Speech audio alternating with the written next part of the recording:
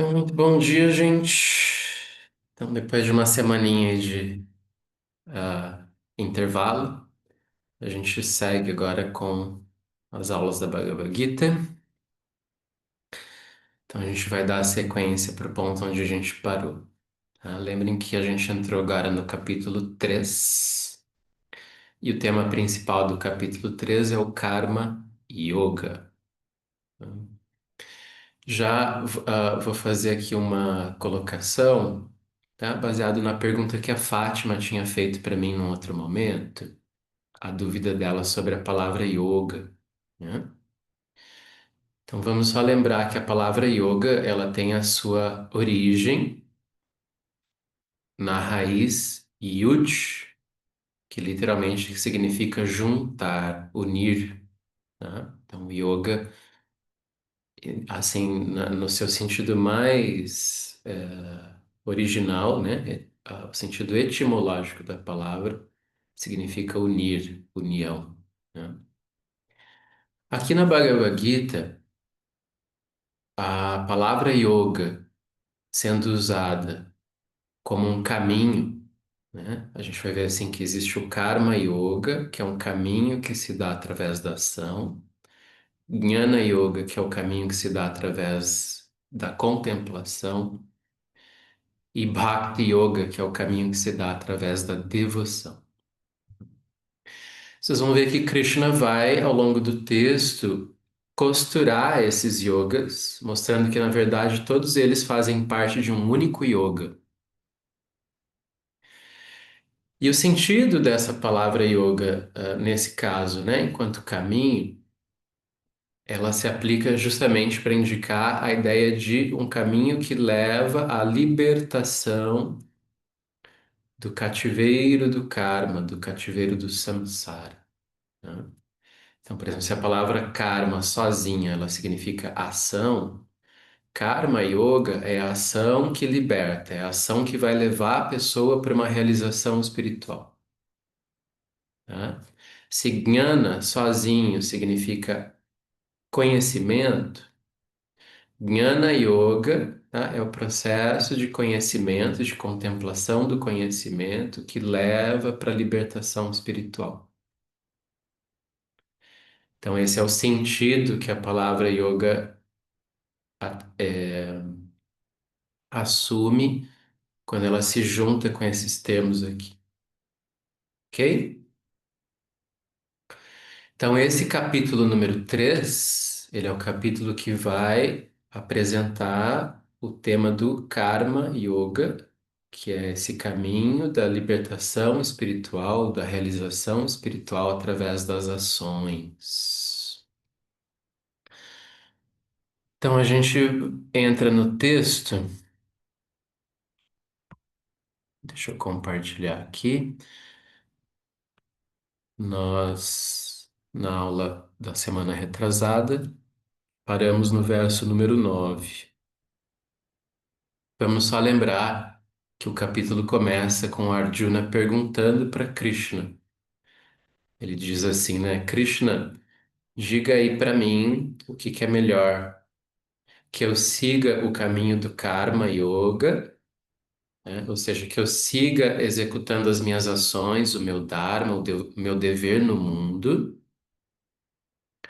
ou que eu me retire dessas ações e vá para uma vida contemplativa, meditativa, né? Ou seja, que eu vá para o Jnana Yoga. Arjuna pergunta isso para Krishna. Ele diz: seja direto comigo, né? O que que é melhor para mim? E aí Krishna responde que o melhor é o Karma Yoga, né? O melhor é seguir agindo, fazendo as coisas que você tem que fazer no mundo, na vida, né? Porém, essa ação, ela começa a ter agora um novo significado, um novo sentido, né? A gente não está agindo só por agir, a gente não está agindo só por motivações egoístas, né? A gente está fazendo dessa ação um caminho espiritual. Por que que Krishna enfatiza que é melhor ir por esse caminho da ação do que por esse caminho da contemplação? Porque para, como eu disse, 99,9% das pessoas, né? Nós vivemos dentro de um contexto social, um contexto de interdependência, onde a gente tem um papel no mundo, né? E é muito danoso para essa ordem, né, do mundo, para esse dharma, essa harmonia das relações, que uma pessoa simplesmente se retire do seu lugar, né, e vá tentar assim ficar numa condição inativa, como se ela não fizesse parte, como se ela não existisse ali, né? Isso pode ser feito em momentos circunstanciais, né? A prática espiritual muitas vezes envolve alguns momentos de retiro, de contemplação, de meditação, mas Krishna não recomenda que a pessoa ela se retire por completo desse lugar onde ela está inserida, né? Socialmente, culturalmente, cumprindo um papel no mundo. E ele enfatiza que isso, inclusive, essa ação é necessária para a própria subsistência da pessoa, né? A pessoa não pode ficar só num estado de meditação, de contemplação, porque isso nem sequer daria a ela condições de sustentar o próprio corpo, né? Então nós temos que agir. Por isso, Krishna enfatiza esse caminho, né? Ele diz: vá por esse caminho, o caminho da ação. Porém, a ação ela vai ser feita agora com uma outra atitude, com uma outra consciência. E é isso que ele quer nos mostrar aqui, né? Então, vamos lembrar que aqui no verso 9 que a gente já leu, Krishna diz que quando o nosso trabalho, as nossas ações, elas são feitas meramente com propósitos egoístas, essas ações nos prendem ao cativeiro do karma, tá? Que é chamado aqui de karma bandhana, tá? Quer dizer que eu vou ficando preso nessa concatenação, né, de ações que visam resultados para mim, e aí eu vou, por desejar esses resultados, né, de uma forma egoísta, né, pensando sempre no meu para mim. Eu vou ficando preso nessa teia das ações e dos resultados das ações. Porém, Krishna diz que se a gente executar as nossas ações com um outro sentido, uma outra motivação, que é chamado de yajna, tá? Veja a palavra que começa esse verso aqui. Essa vai ser a palavra que vai ser explicada em todos os próximos versos que a gente vai ver, tá? Yajna, que está aqui sendo traduzido como sacrifício, e eu digo para vocês, traduzam como oferenda, né? Eu acho que é uma palavra que no nosso português assim soa melhor, o sentido, ele fica mais positivo, né? Porque a gente já tem assim uma coisa um pouco negativa com a ideia de sacrifício, porque traz a ideia de algo penoso, doloroso, duro, difícil, né? Oferenda em si não traz esse sentido, pelo menos eu não sinto assim, não sei como vocês sentem, né? Mas a palavra oferenda quer dizer simplesmente algo que você oferece, né? Então, ele vai dizer que a nossa ação deve ser feita com esse sentido de oferenda, tá? Isso é chamado de yajna. Quando a ação é feita como uma oferenda, ela é livre do apego ao fruto, né? E aí, essa ação liberta. Essa é uma ação que liberta. Então, agora, Krishna vai discorrer sobre esse conceito de yajna, a oferenda, né? Vamos entrar nesse assunto. O que que ele diz aqui no capítulo 10? No verso 10. Marcos, Diga, Fátima. quando você diz ação que liberta, liberta O que ou quem? Liberta a pessoa do cativeiro do Ah, karma. tá. Uhum. Entendi. Isso aos pouquinhos vai ficando mais claro para vocês. Então, Krishna diz o seguinte, que no início, tá, lá no Shrishti, né, que é o momento... Lembrem que eu expliquei para vocês já lá atrás, né, que o universo ele é cíclico. Ele passa por momentos de manifestação e movimentos de dissolução, né? Manifestação, dissolução. É como se fosse o dia em que o mundo acorda, né? E tudo acontece. E a noite, né? Que é o momento onde o universo ele vai ficar ali inativo, né? Temporariamente. Então, existem esses ciclos cósmicos, né? Então, em cada início de ciclo, tá, a gente considera como se fosse a criação, né? O momento da criação, a manifestação do universo ali. E nesse início desse ciclo, né, essa força divina que se encarrega de manifestar as coisas, né, é a chamada de Prajapati, que seria assim o criador, né, o ser que está ali criando tudo naquele momento, né? Então ele diz assim que lá no início, o Senhor Supremo de todos os seres, né, cria o ser humano junto com o yajna, tá? O ato de oferenda. E ele diz assim: através dessa oferenda, possam vocês prosperar, né? E aí ele usa essa metáfora aqui, né? Que isso seja a vaca da abundância que outorga todos os seus desejos, né? Na cultura da Índia existe essa ênfase muito grande na vaca como sendo esse animal que atende, né, os desejos, né, das pessoas, porque através do leite ela oferece uma diversidade muito grande de alimentos nutritivos, né? Então a vaca ela é considerada esse ser muito generoso que nutre. Então ele usa simbolicamente essa imagem da vaca, dizendo, né, que esse yajna, essa consciência de oferenda, vai ser aquilo que vai proporcionar toda a prosperidade para os seres humanos. Ele diz isso. Por quê? Porque existe uma interdependência em todo o universo. Tá? Vamos lembrar que na visão védica, o universo não é uma coisa morta, tá? Ele não é um objeto mecânico. É importante a gente entender isso, tá? Alguns séculos a gente vive dentro de uma lógica, de um paradigma mecanicista, tá? Onde a gente tirou toda a ideia de que o universo e as coisas do mundo são vivas e a gente objetificou elas como se fosse meramente um sistema mecânico, né?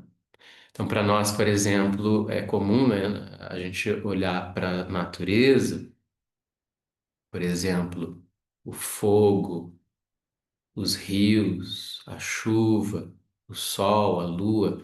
A gente vê isso como meros objetos, né, que têm ali uma lógica de funcionamento químico, físico, mas aquilo segue um princípio mecânico, de um funcionamento mecânico. Aquilo não é considerado um ser vivo, né? Porém, em toda a antiguidade, não só na filosofia védica, mas a gente vai ver isso em várias outras culturas antigas, culturas ancestrais, tudo na natureza é vivo. O Sol é um ser vivo, a Lua é um ser vivo, o planeta Terra é um ser vivo, tá? O fogo é um ser vivo, o vento é um ser vivo, as chuvas, né? E esses seres vivos, né, que são essas coisas, esses fenômenos da natureza, né, que se manifestam como esses fenômenos da natureza. Na tradição védica, eles são chamados de devas. tá? Que muitas vezes vai ser traduzido como os deuses ou os semideuses, né? Por isso são chamados de devas. E aí, o que que Krishna explica aqui no verso número 11, né? Ele diz assim que através das oferendas, dos yajnas, os seres humanos devem honrar, né, os devas. E, por sua vez, os devas oferecerão, né, também a sua parte aos seres humanos. E aí Krishna diz assim, nutrindo uns aos outros, possam todos vocês obter o mais elevado benefício, né? Então, essa seria assim aquela mensagem inicial, né, lá na criação, de que possa os seres humanos e os devas, todos os outros seres, todas as outras forças da natureza cooperarem entre si, né, que possam uns nutrir os outros, né? Esse é o princípio de Agnya. É o reconhecimento de que todas as coisas que existem, elas estão trabalhando umas pelas outras, umas para as outras, né? De modo que nada está separado, nada está independente. Tudo depende de tudo, tá? No nosso paradigma egóico, né, a gente acha muito belo essa ideia de independência, né? Então, geralmente a gente considera assim que quanto mais independente eu sou, melhor eu me encontro, né? Do ponto de vista político também, né? A gente fala sobre a independência dos países, a independência dos povos, né? Tem um sentido, obviamente, essa independência, né? Porém, do ponto de vista da maturidade espiritual, tá? Um ser espiritualmente maduro, ele não se preocupa em ser independente. Ele declara a sua própria dependência, ele reconhece essa dependência, né? No sentido de que ele faz parte desse conjunto, né, de seres, ele depende dos outros seres, só que ao mesmo tempo, por receber, né, a, o que ele recebe dos outros seres, ele também tem a sua contraparte de oferenda. Tá? Então, dependência não é no sentido assim de que eu não consigo fazer nada, eu não ofereço nada e eu só recebo. Dependência no sentido assim de que eu dependo de todos os outros, mas eu também tenho que fazer a minha parte no sentido de oferecer, né? Então, essa é a consciência que a gente deve ter. Por exemplo, quando a gente tem um alimento, né? Esse alimento, ele não chega do nada para nós. Ele existe e a gente pode se nutrir desse alimento porque tem o sol, porque tem a lua, porque tem o vento, porque tem a chuva, porque tem a terra, porque tem as plantas, porque tem outras pessoas que vão lá e cultivam as plantas e colhem os alimentos e transportam os alimentos. Tudo está dentro de um ciclo de interdependência, tá? Isso não chega para mim do nada, né? Então, assim como todos esses seres estão cumprindo o trabalho deles, o yajna deles, né? Nós recebemos uma parte dessa energia, isso nos nutre, isso nos gera uma energia que vai ter que voltar para esse ciclo desse todo. Então, é essa energia que a gente vai usar, né, para as nossas ações, para fazer coisas que vão contribuir com esse ciclo de interdependência do mundo. Esse é o meu yajna, essa é a minha oferenda, né? Então, Krishna enfatiza a importância disso. A gente não está aqui para fazer coisas só para nossas próprias necessidades, para satisfazer nossas necessidades egóicas. A gente está aqui para pegar o que a gente recebe, se nutrir disso, e com essa nutrição, com essa energia que fica conosco, a gente oferecer essa energia de volta para o mundo através das nossas ações, através das nossas oferendas. E aí Krishna diz que assim, nutrindo uns aos outros, possam todos obter o mais elevado benefício, né? E aí ele segue no verso número 12. Os devas, satisfeitos pelas oferendas, concederão a vocês todos os prazeres que desejarem. A pessoa que desfruta da generosidade dos devas, sem dar nada em retorno, é certamente um ladrão, né? Veja só, Krishna pega pesado aqui, né? Ele diz assim que a pessoa que só fica recebendo e não dá nada em retorno, ela está agindo como um ladrão. Então, vocês vejam aqui, né, a importância dessa questão do Dharma, né? Da pessoa entender que ela tem um papel para cumprir no mundo. Aí no verso número 13 ele diz assim. Aí ele traz essa reflexão para a própria questão do alimento, né? Como eu acabei de dizer, o ato de se alimentar. Porque o ato de se alimentar é justamente esse momento simbólico, né? De que todo o ciclo do trabalho do outro, né? De todos esses outros seres, chega até mim, né? Na forma daquilo que vai me nutrir, né? Então, Krishna diz assim que as pessoas piedosas que comem as sobras dos sacrifícios, né, das oferendas, são liberadas de todas as suas faltas. Mas os ímpios que cozinham apenas para sua própria satisfação obtêm somente o pecado, né? Pecado aqui é uma tradução, né? A palavrinha em sânscrito é papa, né? Que traz essa ideia realmente de uma a atitude mesquinha, né? Ela traz essa cegueira, essa limitação de consciência para a pessoa, né? Que é como se fosse estar em estado de pecado, né? Nessa consciência mesquinha. Então, dentro da tradição védica, existe essa ênfase, né? De que quando a gente vai se alimentar, no ato da gente se apropriar de um alimento, é importante que nesse momento a gente faça esse reconhecimento de que todos os seres e toda a natureza trabalhou para me oferecer aquilo.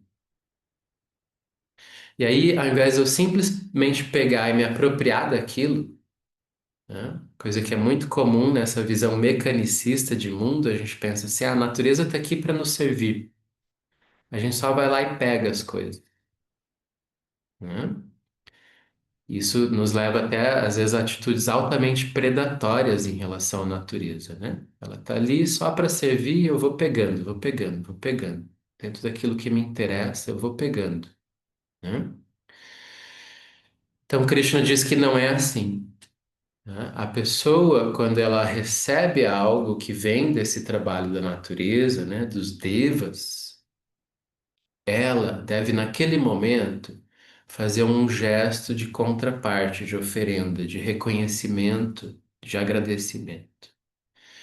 Então, é muito comum na cultura védica que antes da pessoa se alimentar, ela faz algum tipo de oração, algum tipo de pequeno ritual, onde ela oferece aquele alimento de volta para a natureza, né?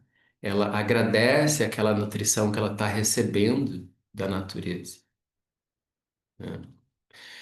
Então, isso é feito às vezes num gesto muito simples, de parar por um instante e fazer uma oração, né? Agradecendo aquele alimento. Na tradição védica é muito comum que primeiro o alimento ele seja oferecido a Deus, ou aos devas, ou à natureza, e depois da pessoa fazer o gesto de oferecer aquilo, por isso que ele diz aqui, né? A pessoa come as sobras daquela oferenda, né?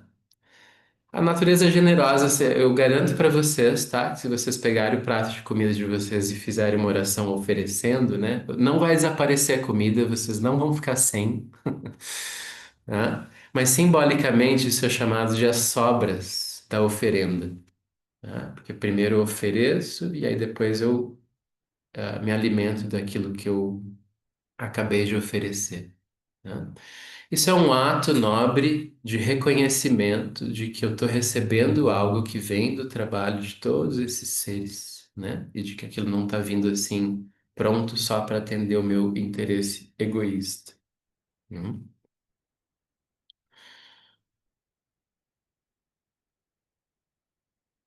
E aí então Krishna segue explicando isso, né? Ele diz assim, ó, que do alimento surgem todos os seres, ou seja, os corpos dos seres, né? Eles são formados pelo alimento que nutre esses corpos. Das chuvas, o alimento é produzido, né? Do yajna, dos sacrifícios ou das oferendas, vêm as chuvas, né? E os sacrifícios, as oferendas, se originam das atividades, tá? Ele está mostrando esse ciclo.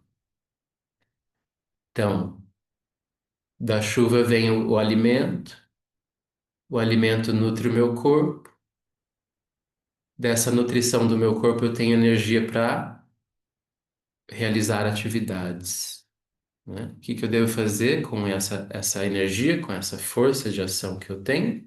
Eu devo continuar realizando oferendas, tá? Por quê? Porque a minha própria nutrição e a própria vida veio da oferenda da natureza para mim.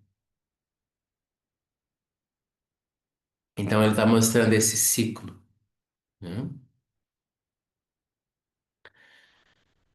E aí vamos só mais um verso. Então no verso número 15 ele diz assim: saiba que a atividade se origina do Brahman. Aqui ele vai usar essa palavra Brahman de diferentes formas, tá? Lembra que Brahman, lá no seu sentido etimológico, representa o espírito absoluto, todo, Deus. Tá? A palavra Brahman vem da raiz Br, que quer dizer aquilo que se expande, né? Ilimitadamente. Porém, essa palavra Brahman, ela pode ir assumindo diferentes sentidos dependendo do contexto, tá? Brahman pode indicar a natureza material, Brahman pode indicar os corpos, né? Então, ele está dizendo aqui, ó, saiba que a atividade se origina do Brahman, ou seja, do corpo físico, e que o Brahman surge do Akshara, né? Ou seja, do eu espiritual. O sentido da existência do corpo físico, né, é porque ele serve como residência, como veículo, né, do eu espiritual. Portanto, o todo-penetrante Brahman está sempre estabelecido em sacrifício, em yajna, né? Então, está mostrando, né, que esse ser absoluto, ele se manifesta enquanto suas partes, né? De modo que uma parte está sempre interagindo com a outra num constante ato de oferenda, num constante ato de sacrifício. E aí, vamos só mais um aqui para fechar essa ideia. Então, ele diz no verso 16: Ó Parta, ó Arjuna, a pessoa que não segue essa roda, né? Esse movimento conforme estabelecido aqui, vive apenas para satisfação dos seus próprios sentidos, e essa pessoa vive em vão, né? O Krishna está dizendo isso, né? Que se uma pessoa ela vive só para sua autossatisfação, né? Só para satisfazer o seu ego e os seus próprios sentidos, essa é considerada uma vida em vão. Por quê? Porque a pessoa ela deixa de participar dessa roda, né? Desse ciclo de interdependência entre os seres, onde uns servem os outros e isso vai dar o sentido da existência, né? O sentido da minha existência está em fazer parte, em pertencer, né? Em receber e oferecer. Se uma pessoa ela quebra com esse ciclo, ela sai dessa roda, né? E diz assim: não vou oferecer nada, vou ficar aqui só recebendo. Essa pessoa vive em vão, né? É isso que Krishna está dizendo aqui. Em alguns momentos ele pega pesado, assim, né? Ele quer, assim, realmente dar essa chamada, né? Então, não vamos viver em vão, né? É importante a gente reconhecer que a gente faz parte desse ciclo de interdependência e que um dos principais sentidos da vida é receber e oferecer algo em troca. Ok, gente?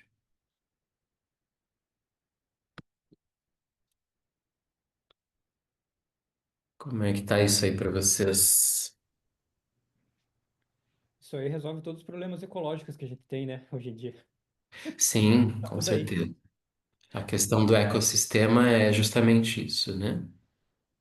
Então, se a gente tem uma mentalidade de só explorar a natureza, né? Pegando tudo que nos soa conveniente, né? Sem ter, como eu disse, lembra lá que eu falei que uma das características do Karma Yoga é o Lokaraksha, é o cuidado para com o mundo e para com os outros seres? Se a gente só pega, né? Sem ter esse cuidado para com o todo, a gente vai realmente, assim, construindo uma situação muito calamitosa, né?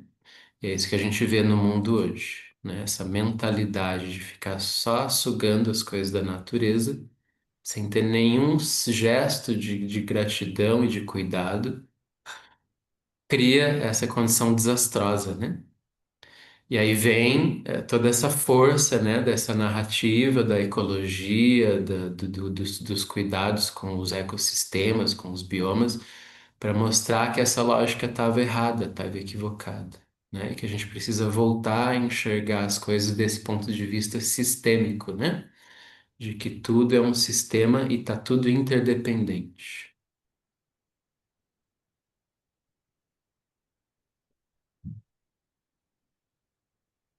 Bem interessante. Me vem à cabeça um pouco das discussões que eu tenho com muitos amigos meus que têm essa visão mecanicista, né? Uma visão bem comum, né? E a gente tá realmente permeado dela, né?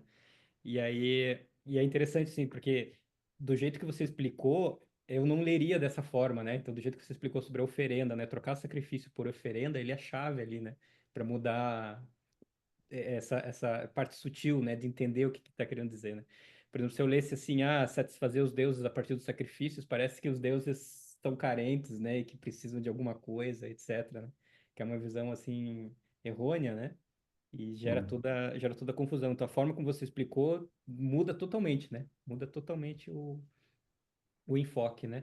E pensando nessa visão mecanicista, né, do ego que a gente tem hoje, né, de a gente só proteger o nosso, né, e ser independente, me veio um pouco a visão assim, né, de que a gente teve que criar impostos, né, para a sociedade não se destruir, né, para ela ser minimamente as pessoas darem algum retorno, né? Mas aí a gente vai ver o imposto hoje é como uma coisa assim negativa, né, como um sacrifício, né? Como uma coisa assim Hum. que não deveria acontecer, o que está errado e que, enfim, né, estou sendo explorado, enfim, né? Porque Uhum. daí é visto como sacrifício, né? A gente não consegue entender como devolver as coisas que a gente recebe, né? E Sim, estamos nesse conflito hoje em dia. É um tema bem moderno esse, né? Na verdade, se for pegar. sim. Como é claro, esse adharma, né? Essa postura egoísta e mesquinha, ela é uma condição sistêmica, né? ela compromete em todas as partes desse funcionamento, né? Então, claro que pensando em termos coletivo, né, o ideal é que todos tivessem essa consciência de que está contribuindo com alguma coisa, né? Nesse sentido mesmo, pensando do ponto de vista da ordem social, né? Essa ideia de que a gente paga o imposto. Aí vai ter pessoas que vão administrar esse dinheiro e vão retornar isso, né, para as pessoas, fazendo com que isso seja um ciclo, né? Agora entendo que isso cai nessas dificuldades, porque assim, existe, né, o lado errado das pessoas que se recusam a pagar o imposto, né, porque elas não têm essa consciência de que elas precisam oferecer alguma coisa. E existe também o lado errado que a gente sabe da má administração, do desvio, do roubo, que muitas vezes acontece com esse dinheiro. Então, isso tudo cria uma problemática que é complexa e sistêmica, né? Então, assim, eu entendo que o ideal seria que a gente tivesse realmente uma condição de total transparência, né? Nesse fluir desses recursos para que todos tivessem a confiança de poder participar disso de uma maneira mais, de fato, né, confiante, dedicada, né, de que, olha, eu posso realmente oferecer, eu sei que quem vai receber isso também vai oferecer, e daí quem vai receber também vai oferecer, e assim essa prosperidade, como ele coloca ali, né, vai de fato chegar para todos. Uhum. É, exatamente, é bem complexo. Acho que essa é a problemática, né? Sim, Como a gente reaprender a oferecer novamente, né? De forma efetiva, sim, né? A sim. gente não sabe, né? Por exemplo, se eu não for dar para o governo, eu vou dar para quem? Para uma instituição, mas daí eu também não sei para quem dar, enfim, né? Enfim, é uma... E também É, aí isso é pela visão financeira, que também não é só por aí, né? Enfim, aí é uma discussão super longa essa. é.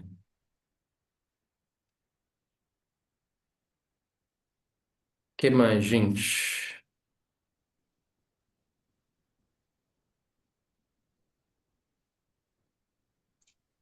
Bom dia.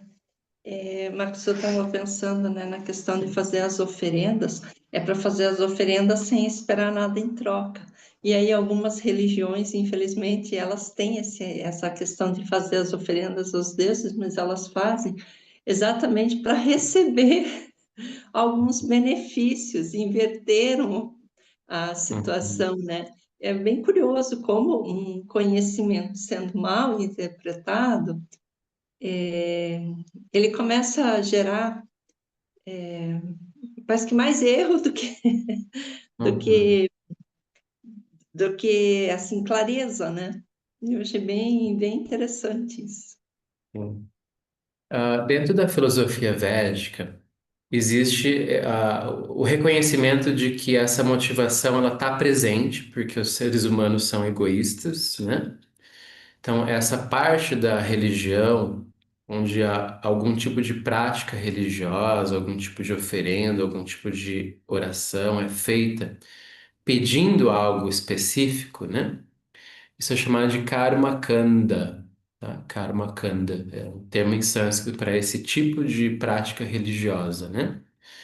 Então é bem aquela coisa assim, né? A pessoa ora para Deus, para o time de futebol dela ganhar o campeonato, né? A pessoa ora para Deus para tirar ela do problema ali financeiro e fazer ela prosperar, né? Ou a pessoa ora para Deus para conseguir ter filhos, ou para conseguir ter um bom marido, ou para ter uma esposa.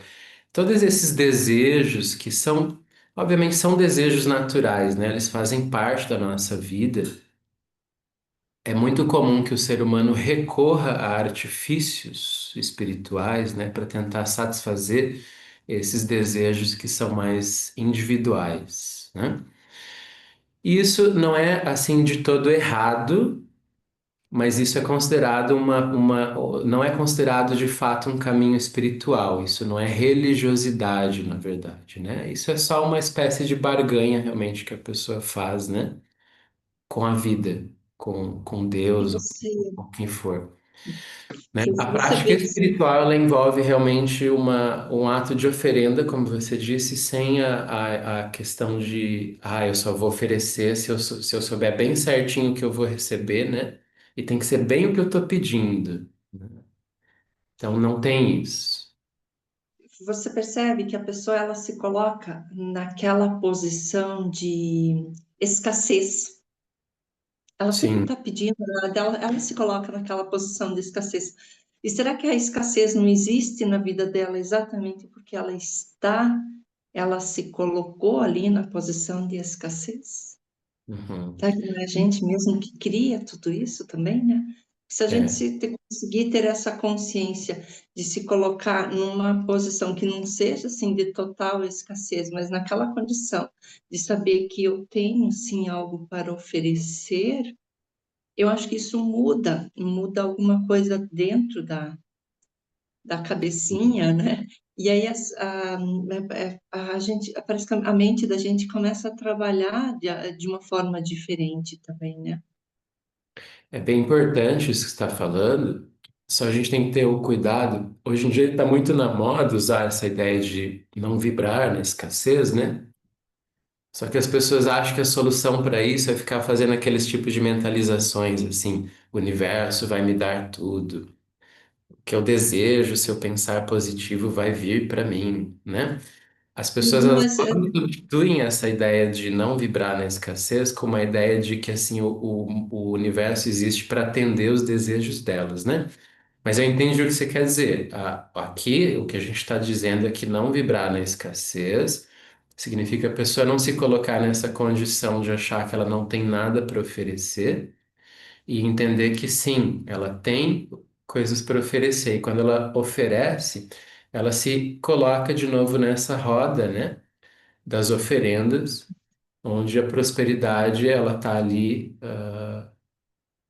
sendo oferecida para todos, né? Eu vou é uma energia, finalizar, é que eu vou se a gente for ver finalizar como uma isso energia, com... você entra na roda da energia e você pega, porque é isso que eu falei, é a questão, é consciência, né? Consciência, não importa o que você tem para É. oferecer, todo mundo tem alguma coisa para oferecer, né? Nem que Agora, seja uma coisa de aprendizado para o outro. agora, com certeza, essa ideia de você ficar lá só mentalizando, o universo vai me dar, o universo vai me dar, o universo vai me dar. Essa é a Entende? forma da escassez, né? Isso é para ficar na escassez, né? Com certeza. Então, eu vou finalizar com um poema bem breve. Eu vou contar para vocês um poema, né? Desse, de um dos grandes poetas da Índia, que foi o Rabindranath Tagore, né? Nesse poema, ele se descreve como um mendigo que está ali à espera da chegada de um grande rei, né? Então, ele se vê ali como um mendigo e ele ouve que o grande rei estaria passando, né, por aquele vilarejo onde ele vivia. E aí ele pensa assim: bom, eu sou um mendigo miserável. Talvez se eu conseguir me aproximar desse grande rei, eu possa receber alguma coisa dele. Uhum. E aí acontece que o mendigo ele se posiciona ali num lugar onde a carruagem do rei estava vindo, né? E aí de repente a carruagem para diante dele. E aí ele se emociona e pensa assim: o rei vai me dar atenção, né? Eu posso agora pedir alguma coisa para ele.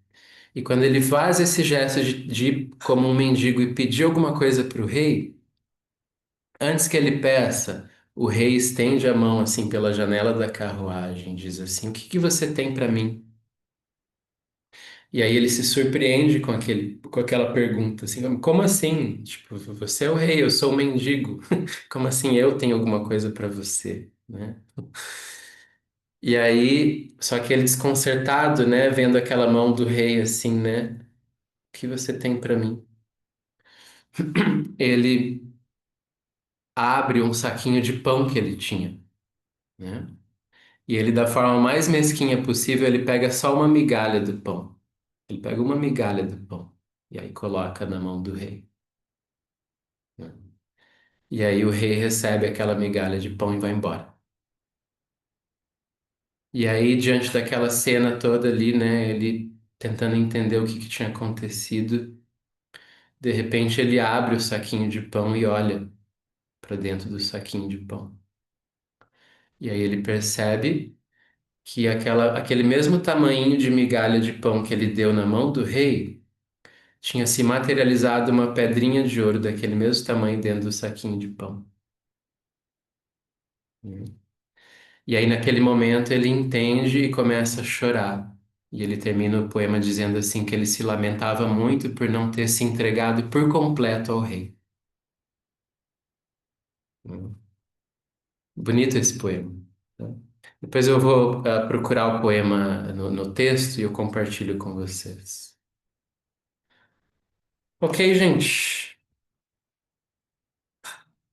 Então é isso. Boas semanas. Nos Obrigada, vemos na Marcos. próxima Nada quarta. mais. Tá. Obrigada. Obrigada. Tchau, gente. Muito Tchau, bom. Tchau. tchau. Obrigado, Marcos.